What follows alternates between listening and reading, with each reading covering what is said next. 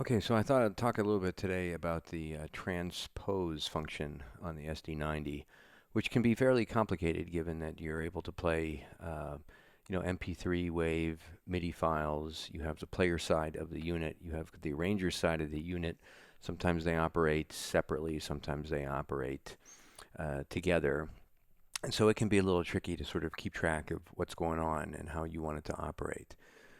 So let me try to talk through some of that a little bit here today.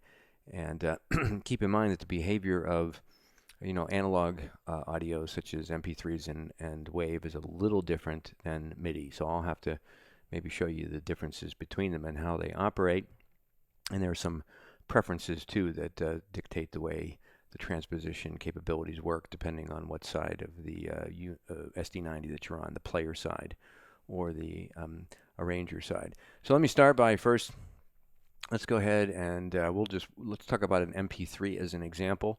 Many of these things are going to be more practical with MIDI because obviously when you start to time stretch any audio, especially one that has vocals, you'll get artifacting and pitching that won't be practical. But I'm going to use an audio song as an example, but really you would want to use a more conventional backing track that wouldn't have audio if you were going to do sort of analog manipulation. Or of course MIDI is the best because then you can transpose and do whatever you want without any impact there because there is no time stretching or compression algorithms that are being applied.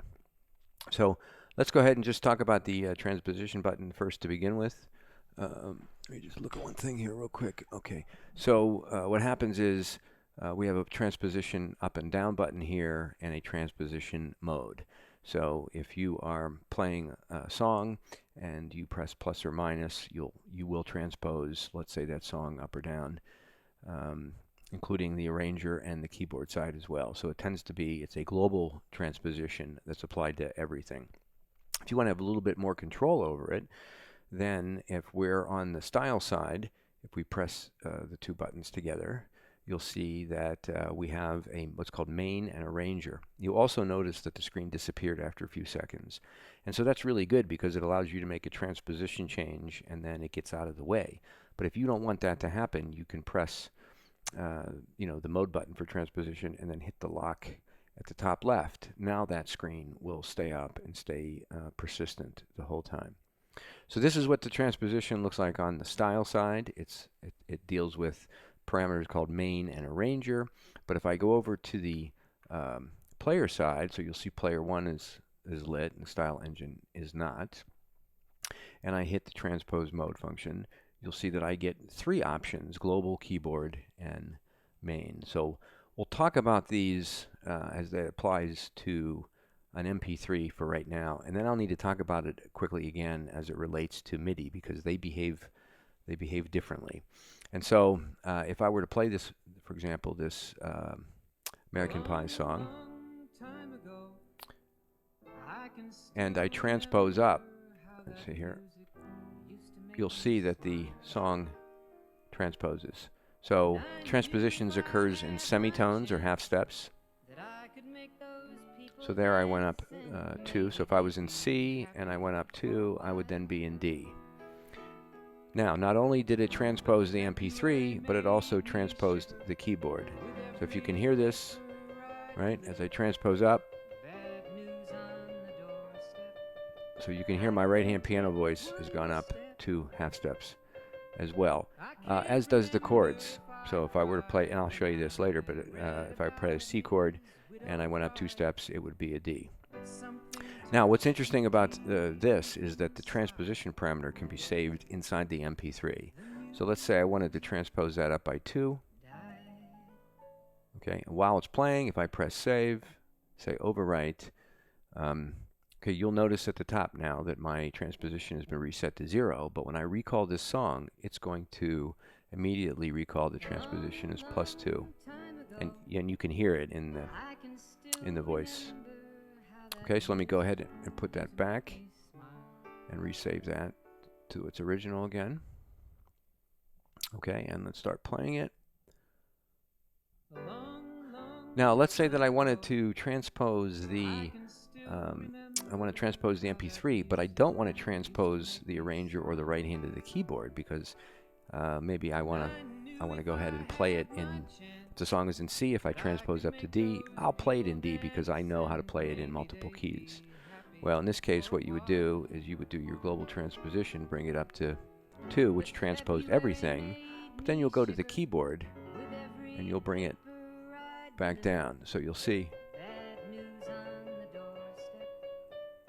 that's only transposing the keyboard and not transposing the player or the song currently that's playing. Okay, and then if you go over on the style side, let's go ahead and I'll just stop this for now, and I go over to the style side. We also have, now I'll get into this more with MIDI, but that main here function affects everything on the arranger side, right? As well as potentially some other things, including a MIDI file. And so this main that's on this style, if I were to, for example, without demonstrating what it does yet, I'll do it with a MIDI file. If I were to increase this by 3, right, when I go back to the player and I look at the player transposition main function, you'll see that it's also set to 3. So these two are the same. They're linked together. So I will go ahead and put that back, go back to the style side, and let me demonstrate this. So if I'm here, you'll see as I play, I'm transposing up and down. It works for chords too. So you'll see in the, let's see, what happened to my chords?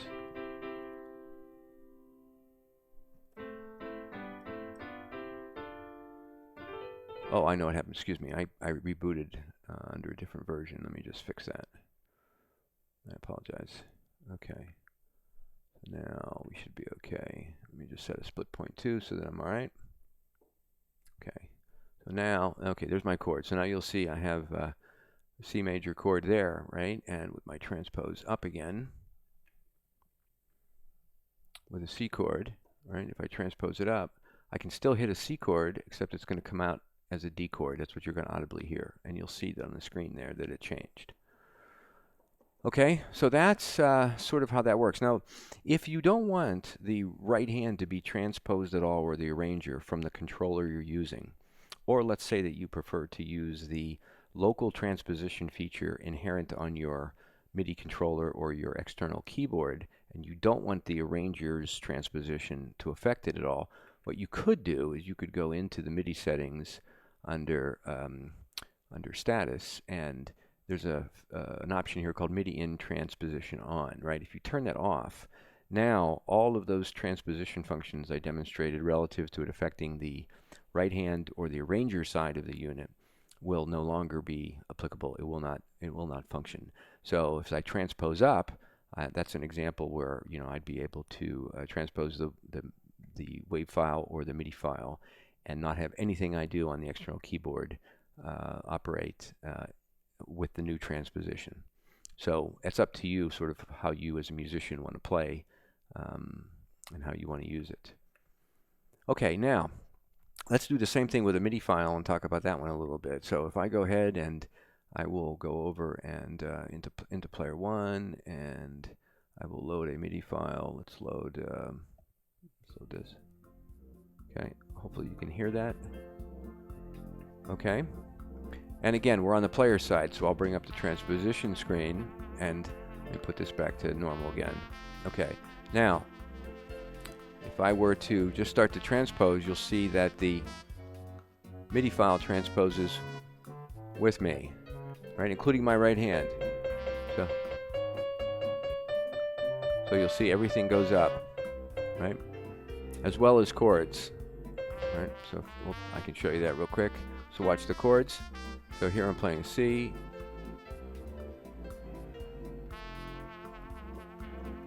Okay. Now, let's go ahead and talk about this. Let's go back to player. Okay. So once again, it works in a fashion that the global will allow me to modify the file, right? And it also modifies the MIDI file, plays in a different key, as well as the arranger and keyboard.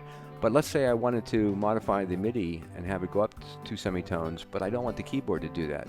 So then what I would do is I would just go down here to keyboard and lower that back to 0. So you'll see that's where it was. And now I can pull that back down again. So now my MIDI file is operating in a new key, but my keyboard is operating in the original key, which means, let's say the song is in C, and I transposed up 2 semitones. I would have to play the song now on D, right, in the key on the keyboard. So that's sort of how that works. Now the other thing is that with the global and the keyboard, when I stop playing the MIDI file, everything gets reset, right? So let's go ahead here and put this back up. So let's stop it. Let's stop it. And you'll see that when it restarts, right, the song reset associated with you playing it puts it back to the original transposition, right? You can also save the transposition in a MIDI file as well. So let's go ahead and do that. Let's take this and we'll go ahead and go up to, right, and then we'll save this. Okay, and I'll pick something else just to restart it. You'll see I'm in transposition 0. Go back to this, and you'll see in the upper right there that my transposition has been recalled out of the MIDI file, right? And so a song, when I stop it and I restart it, I'm going to get it in the new, with the new transposition setting, okay? Let me put that back real quick. So put that back down, save that, global, yes. Okay, now, while global gives you the ability to save it to the file, it also resets it when you start over again. And I believe that's where the main function comes into play. So now if you'll notice here, when I increase, my MIDI file's changing, right? So I'm up 3. But when I stop the music and go to start it again, I did not change, that did not reset back to 0. So it stays at 3. Okay, so it's a way that, for example, let's say that you had a whole bunch of songs that were in a key of C, and you wanted a whole bunch of them to be played in the key of, E flat, because the singer was singing it in that. You could make the change in main, and then it will persist no matter which MIDI file you load. So long as the relative difference, whether it's a major second or major third or whatever it is the same for all of the songs. Now, when the MIDI file is playing, if you are over on the style side and you do a transposition, here you'll see that